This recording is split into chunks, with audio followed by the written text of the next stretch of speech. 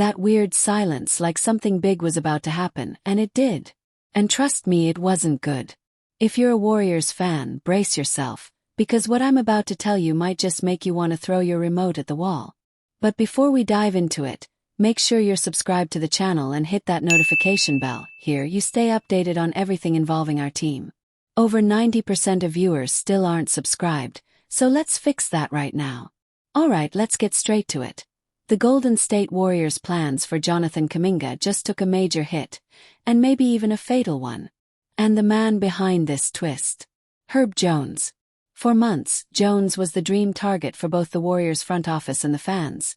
A perfect fit alongside Stephen Curry, elite defense, reliable shooting, and a seamless fit into our system. But just like that, the dream is over. The New Orleans Pelicans just locked him up with a massive 3-year, $68 million contract extension. Add that to the 2 years already left on his deal, and you're looking at 5 years and nearly $100 million, with a player option in 2029-30. The result? He's completely off limits for trades over the next 6 months. That's right. 6 full months where he can't be moved. Which means any hopes of including him in a sign-and-trade for Kuminga this off-season. Completely off the table. And if you think that was bad, hold on, it gets worse. Another name on the Warriors' radar, Trey Murphy III, now seems almost as untouchable. Not because of a new contract, but because of the brutal financial rules of the NBA, especially when it comes to sign-and-trades and base-year compensation. Murphy is set to make $25 million next season, and trying to make that salary match with Kuminga's in a trade scenario is basically a salary cap nightmare.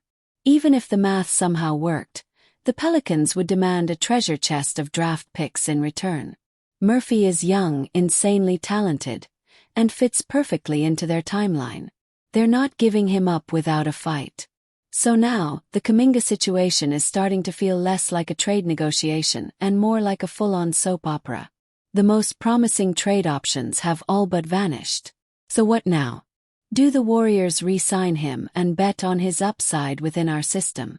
Or do they play the long game? Sign him now and move him mid-season, when his salary can be used more flexibly in trades? That second option is starting to look like the most realistic one. After all, keeping a valuable asset is still better than losing him for pennies. Meanwhile, other teams are still circling. The Sacramento Kings have been the team most heavily linked to Kuminga recently. But even they haven't come close to the Warriors' asking price.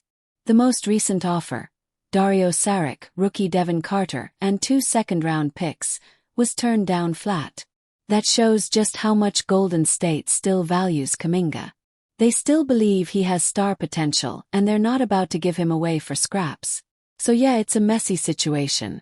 But the message is clear. The Warriors are playing high-stakes poker here, waiting for the perfect hand before making their move. With the Pelicans locking up their best trade pieces, the pressure is now squarely on the front office to come up with a new plan, one that works both now and in the long run. The Kuminga saga isn't over.